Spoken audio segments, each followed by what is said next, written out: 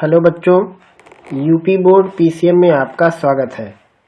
इस वीडियो में हम सॉल्व कर रहे हैं कक्षा 10वीं के गणित का पेपर, जो कि यूपी बोर्ड के द्वारा जारी किया गया मॉडल पेपर है। और इस मॉडल पेपर का ये वीडियो दूसरा पार्ट है।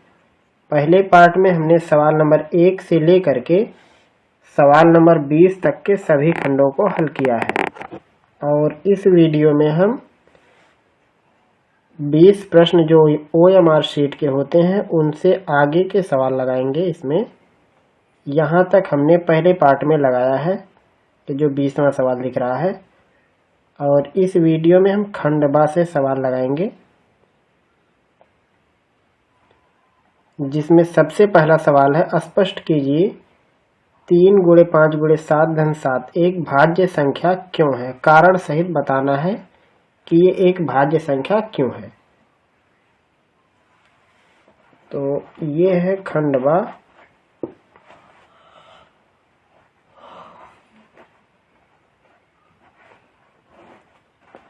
और सवाल नंबर 1 का पहला खंड सवाल है 3 × 5 × 7 धन 7। इसके बारे में कहा है कि ये भाज्य संख्या क्यों है। तो हम इस सवाल को लिख सकते हैं, 7 कॉमन लेने के बाद ये हो जाएगा 3 × 5 धन 7, यानी 7 × 7 3 × 5 = 15 7 22। तो लिखेंगे चूंकि 3 × 5 × 7 धन 7 का गुणनखंड 7, 22 है, इसलिए यह भाज्य संख्या है। यही सवाल का जवाब बन जाएगा। इसका अगला सवाल देखिए, ये सवाल दिया हुआ है। इसका अगला, यदि cot थीटा का मान है 7/8, तो वैल्यू निकालनी है 1 + sin theta × 1 - sin theta by 1 + cos theta × 1 - cos theta. इसकी वैल्यू निकालनी है। ये है पहले का दूसरा खंड।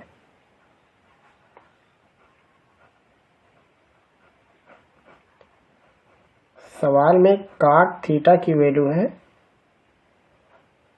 7/8, तो निकालना है 1 + sin थीटा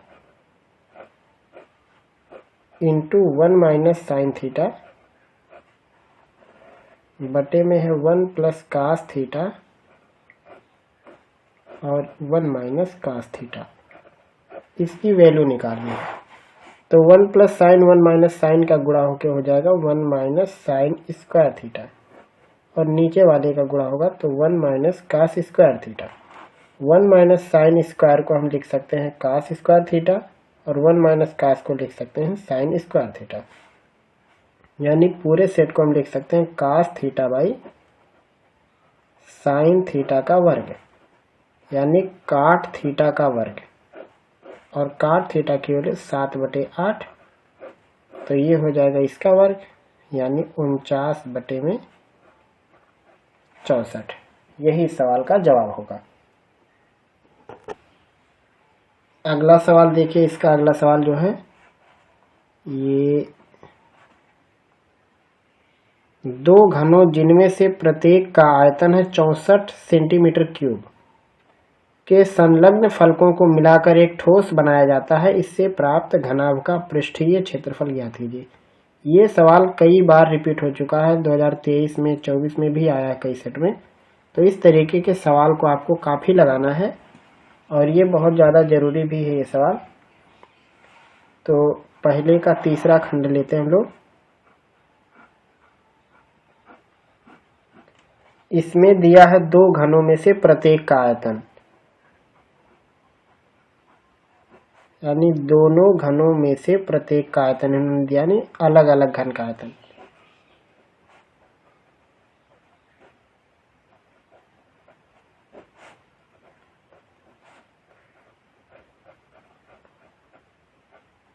आयतन है 64 घन सेंटीमीटर। तो प्रत्येक की जो भुजा होगी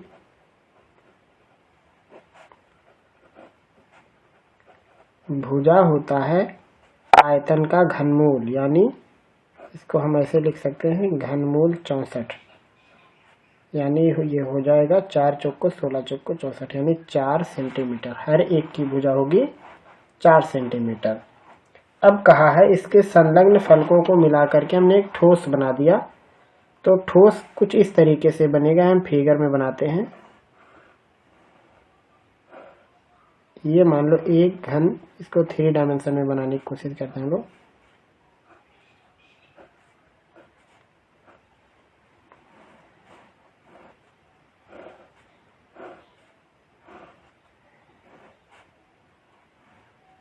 कुछ इस तरीके से एक घन यहाँ से यहाँ तक है और ये दूसरा घन है। इन दोनों घनों को जब हम सटा देंगे तो कहा एक फलक को सटा दिया, मतलब ये वाला एरिया गायब हो जाएगा, दिखेगा नहीं है ये हिस्सा। आपको कुल कितने पृष्ठ नजर आएंगे? एक पृष्ठ ये है, एक उसके ठीक नीचे 2, एक 3, एक 4 और एक ये वाला पृष्ठ और एक ये वाला पृष्ठ। तो आपको यहाँ पे अब एक घनाभ नजर आएगा, तो चाहे तो आप इसको घनाभ की दृष्टि से बना दो, या फिर आप एक घन के 5 भाग का क्षेत्रफल निकालो और दूसरे घन के 5 पृष्ठ का क्षेत्रफल निकालो। क्योंकि एक पृष्ठ दोनों में गायब हो गया, तो आप 10 पृष्ठ का क्षेत्रफल निकाल के ऐड कर दो तो ये आ जाएगा। तो यहाँ पे हम लगा देते हैं दोनों तरीके से, लिखेंगे घनों के संलग्न फलकों को मिलाने से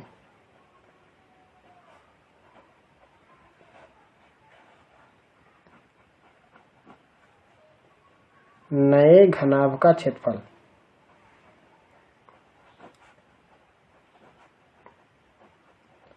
हो जाएगा 10 गुणे 4 का वर्ग। एक पृष्ठ का क्षेत्रफल 4 होगा और ऐसे कुल 10 सरफेस बनेंगे, क्योंकि एक घन में 6 सरफेस होता है, जिसमें से एक छिप गया इसका और दूसरा इसका छिप, यानी 12 में से 2 पृष्ठ गायब हो गए। तो ये हो जाएगा 10 गुणे 16 यानी 160 सेंटीमीटर स्क्वायर। एक तरीका ये हो गया और दूसरा तरीका ये होगा कि जो घनाभ बनेगा उसकी हम लंबाई चौड़ाई ऊंचाई निकालेंगे। तो इस घनाभ की जो लंबाई होगी 4 4 8 सेंटीमीटर हो जाएगी, इस घनाभ की चौड़ाई 4 सेंटीमीटर ही रहेगी और इसकी ऊंचाई भी 4 सेंटीमीटर ही रहेगी। तो इसका पृष्ठीय क्षेत्रफल निकालेंगे।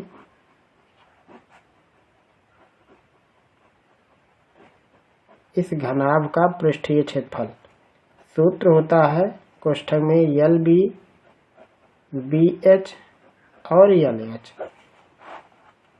2 लंबाई है 8 गुणे 4 धन 4 गुणे 4 धन 8 गुणे 4।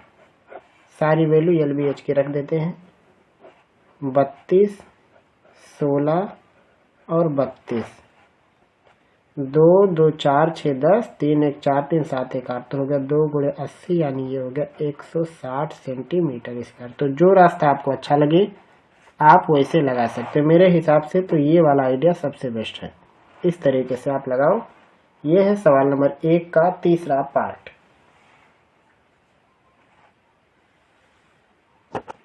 अगला सवाल है सवाल नंबर 1 का चौथा पार्ट। ये है वो सवाल जिसमें दिया हुआ है इन्होंने निम्न आंकड़ों का माध्य ज्ञात कीजिए, जिसमें से वर्ग अंतराल 10 20 20 30 ये 70 पर खत्म हो रहा है और बारंबारता 2 7 12 15 8 6। ये पूरा एक आंकड़ा दिया हुआ है, इसकी सहायता से हमें माध्य निकालना है। तो ये है पहले का चौथा खंड। और अगर आपको माध्य का बहुलक निकालने में किसी तरीके का कोई दिक्कत होता है तो आपको ये प्लेलिस्ट के अंदर जो सांख्यिकी का है उसके अंदर ये सेपरेट वीडियो के अंदर 1 घंटे का लगभग है, आपको समझाया गया है कि किस तरीके से आपको माध्य निकालना है। चाहे जिस तरीके का सवाल हो ऐसे माध्यक और बहुलक निकालना सिखाया गया है। तो आप उन सेपरेट वीडियो को भी देख सकते हैं, प्लेलिस्ट को विजिट करके, और साथ में संपूर्ण गणित को ही सॉल्व कर दिया गया है, आप उसको भी चेक कर सकते हो।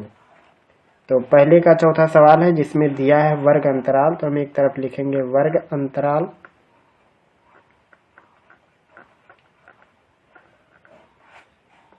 और एक तरफ इन्होंने दिया है बारंबारता, तो हम वर्ग अंतराल के बाद एक खाना छोड़ के हम बारंबारता लिखेंगे।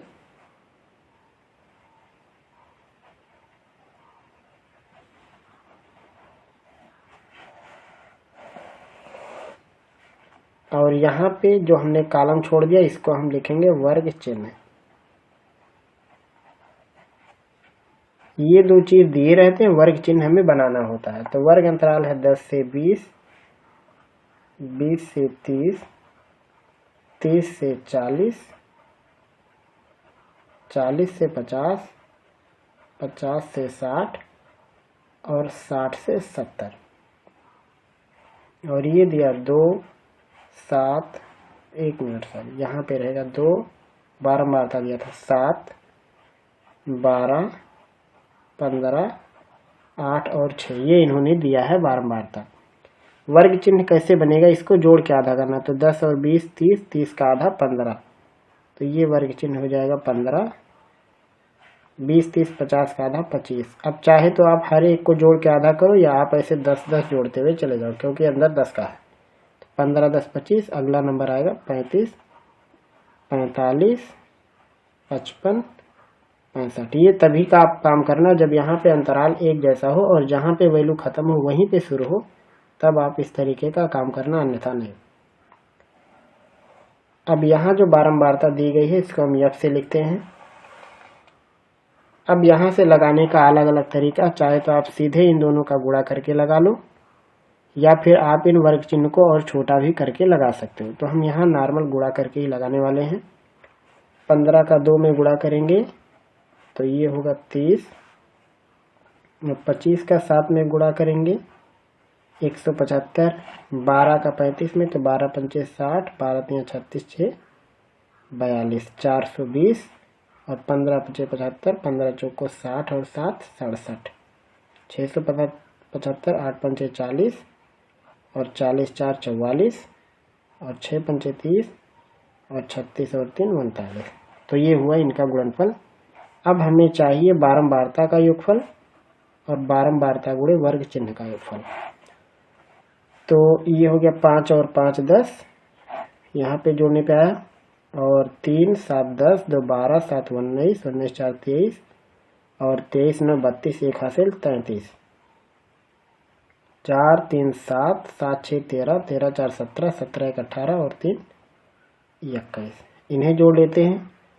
7 2 9, 9 2 11, 11 5 16, 16 8 24, 24 6 30, 1 1 2 और 3 5, ये हो जाएगा 50। तो अगर यहाँ पे टोटल करने में सब कुछ सही है तो हमारा जो माध्य बन जाएगा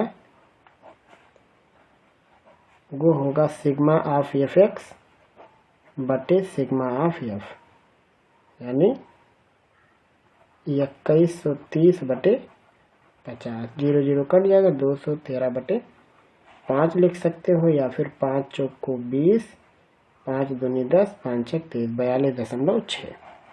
एक बार इसको और चेक कर लेते हैं। 5 5 10 हो गए और एक हासिल यहाँ 4, 7 11, 2 13, 7 20, 4 24, 24 9 33, 5 4 9 6, 15 4 19, 1 20, 1 मिनट,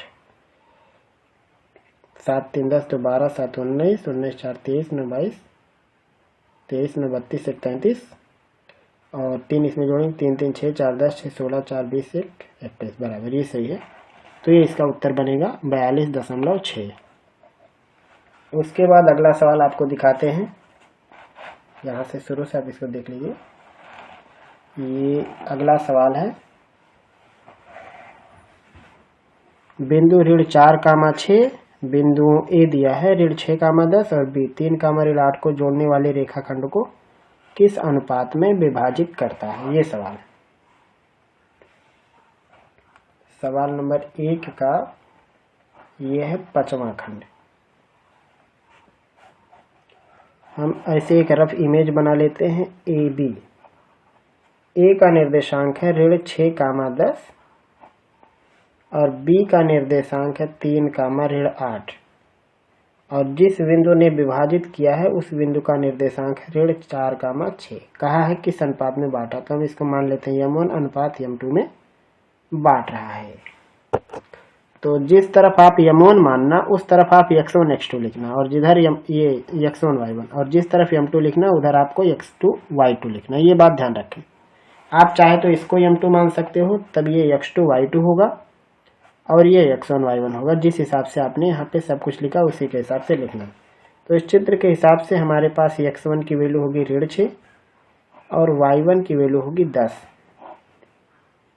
इसको हम x कहेंगे ऋण 4, y की वैल्यू है 6 और ये है x2 की वैल्यू 3, y2 की वैल्यू ऋण 8। यहाँ पे आप चाहे x का सूत्र लगा दो या फिर y का, दोनों में से कोई एक ही यूज करना है, दोनों को यूज नहीं करना। जैसे मान लो हम x का सूत्र यूज कर लेते हैं, तो m1 x2 m2 x1 बटे m1 प्लस m2। ये अंतः विभाजन है, यहाँ पे लिख देते हैं अंतः विभाजन।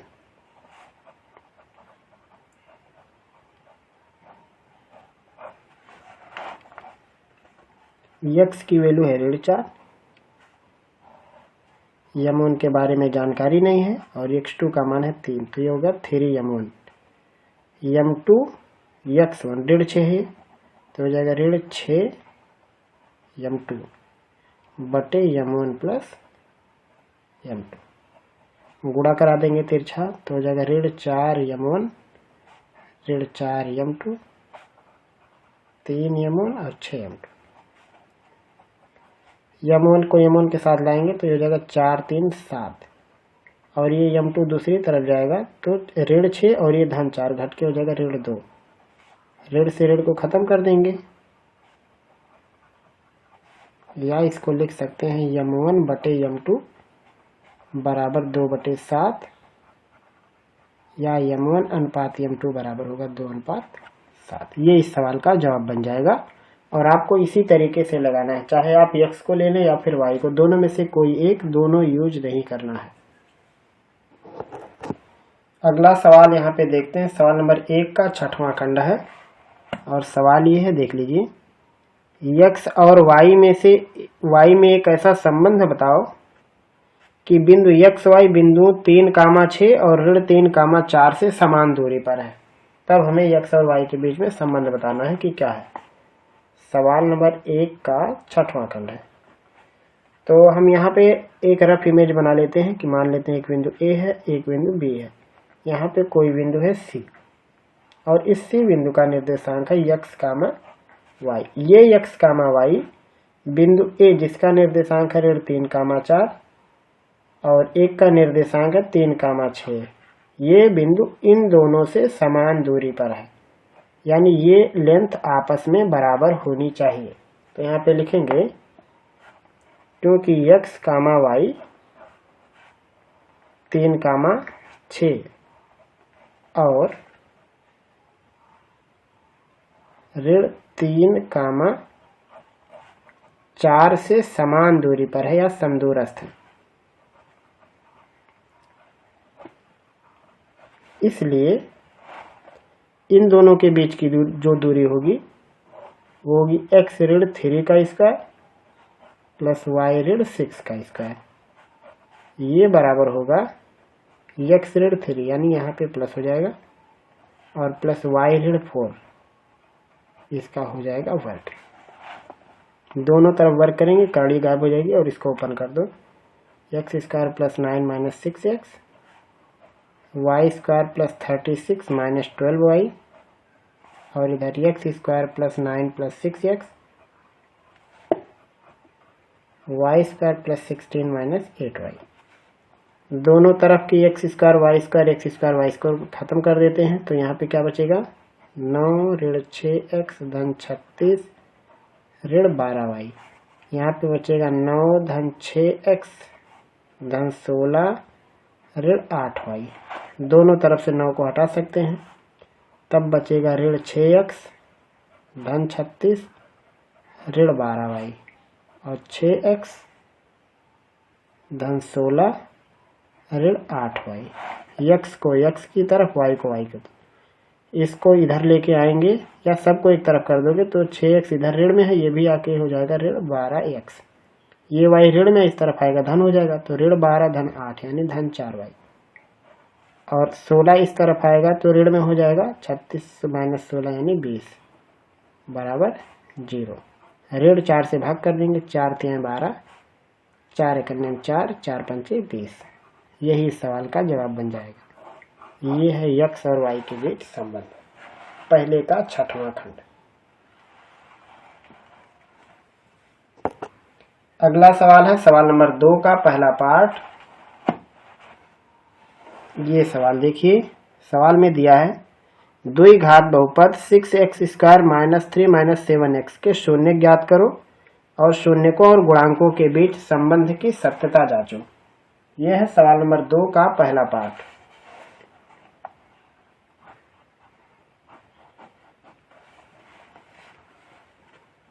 द्विघात बहुपद दिया है, उसको हम px से लिख देते हैं। उन्होंने दिया 6x² माइनस 7x माइनस 3, यही दिया है। कहा इसके शून्य ज्ञात करो, तो लिखेंगे शून्य के लिए जब शून्य निकालना हो तो हमें बहुपद की वैल्यू 0 लिखनी पड़ेगी, यानी 6x² minus 7x minus 3 equal 0। इसका करेंगे फैक्टर तो मिलेगा 6x² माइनस 9x और प्लस 2x माइनस 3 इक्वल 0। इस 6x² और माइनस 9x के बीच में कॉमन है 3x, तो बचेगा 2x minus 3 plus 2x minus 3 already है, तो दोनों को एक साथ कोष्ठक के अंदर बनाना चाहेंगे तो होगा 3x प्लस 1 एक में और 2x माइनस 3 एक में इक्वल 0, यानी x की वैल्यू बनेगी 3/2 और x की वैल्यू बनेगी माइनस में 1/3, ये बनेगा। और यही दोनों लोग इसके हो जाएंगे मूल। तो यहाँ पे लिखेंगे इसलिए शून्य 3/2 कामा ऋण 1/3 है। अब यहाँ से संबंध भी जांचना है, तो जांचने के लिखेंगे शून्यकों का योग कितना होगा, 3/2 को ऋण 1/3 के साथ जोड़ेंगे तो 3 तिया 9, 2 एकन्यम 2 यानी 9 ऋण 2/6 यानी 7/6 आएगा। और फिर शून्यकों का गुणनफल भी निकाल लेते हैं।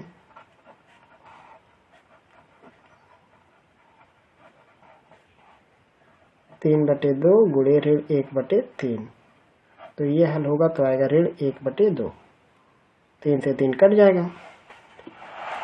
अब यहाँ सूत्र से लगाते हैं, सूत्र से शून्यकों का योग, सूत्र होता है माइनस x इसका, यहाँ पे माइनस में x का गुणांक बटे x² का गुणांक, ये सूत्र होता है जोड़ने का। तो माइनस x का गुणांक है -7 और x² का गुणांक है 6, यानी ऋण और ऋण मिला के हो जाएंगे धन 7/6। तो यही चीज यहाँ पे देखो, जब हमने इस तरीके से शून्य जोड़ा तब 7/6 आया, और सूत्र से जोड़ा जब यहाँ पे तब भी 7/6 आया। और उसके बाद शून्यकों का गुणनफल, इसका सूत्र होता है अचर पद बटे x² का गुणांक। तो यहाँ अचर पद कितना है, ऋण 3 है और x² का गुणांक है 6, यानी आएगा ऋण 1/2। तो यहाँ जब हमने इस तरीके से गुणा किया तब भी आया ऋण 1/2। तो इतना करने के बाद आपको क्या लिखना है, अतः शून्यक और गुणांक के बीच की जो संबंध है वो सत्य है। यह है सवाल नंबर 2 का पहला पार्ट।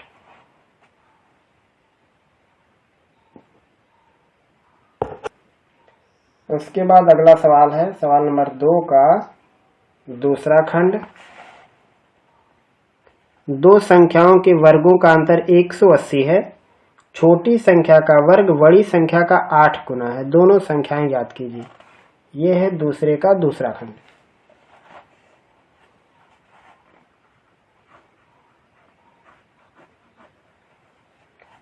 तो यहाँ पे हम मान लेते हैं कि माना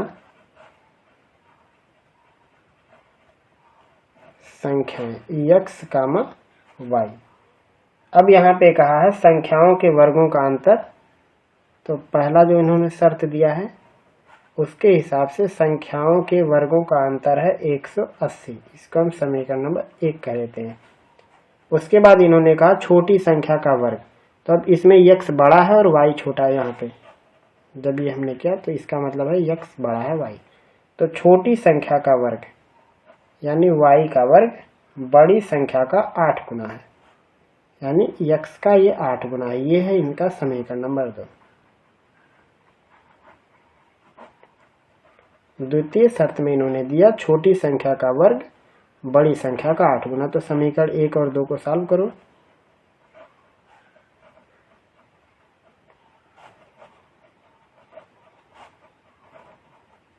समीकरण 1 और 2 से ये हो जाएगा x² माइनस 8x इक्वल 180, या फिर x² minus 8x minus 180 equal 0। Factor करेंगे तो x² ऋण 18x धन 10x ऋण 180 बराबर 0, या x कामन x ऋण 18 और 10 कामन x ऋण 18 बराबर 0। तो x का मान 18 आएगा और x का मान आएगा ऋण 10। तो ऋण 10 जो है ये वैल्यू है अमान्य, क्योंकि ऋणात्मक संख्या होगी नहीं। लेकिन इसलिए संख्याएं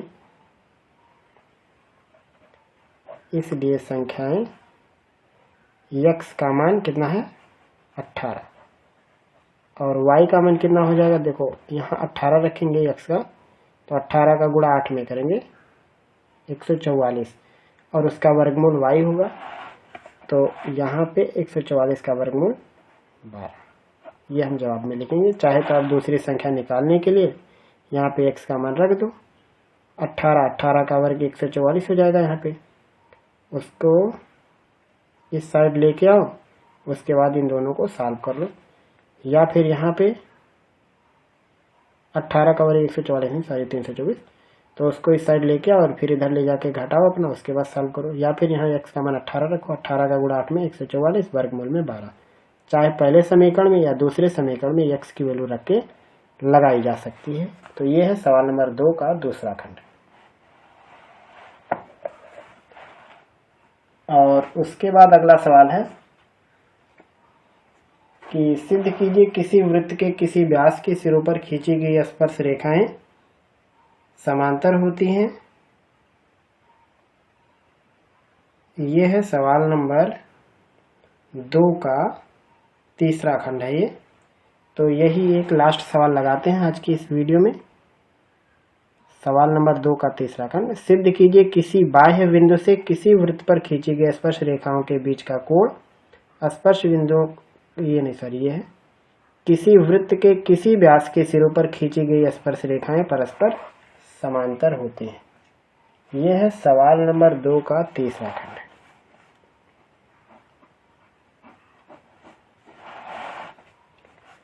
कोई एक सर्कल ले लेते हैं। कहा इस सर्कल के किसी व्यास के सिरों पर खींची गई स्पर्श रेखाएं परस्पर समांतर होती हैं। तो हम मान लेते हैं ये स्पर्शीय AB, एक स्पर्शीय CD, ये है सेंटर O और ये बिंदु P पर स्पर्शी है और ये मान लो बिंदु Q पर स्पर्शी है। तो यहाँ पे लिखेंगे दिया है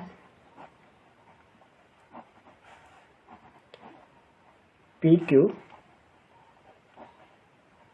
वृत्त का व्यास और AB, CD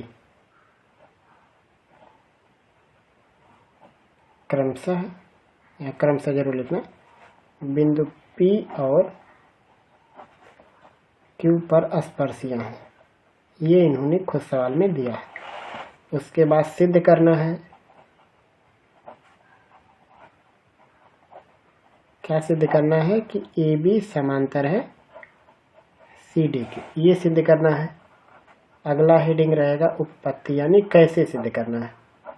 तो उत्पत्ति में जो चीज इन्होंने दिया उसी को हम लेंगे। तो यहाँ पे लिखेंगे चूंकि AB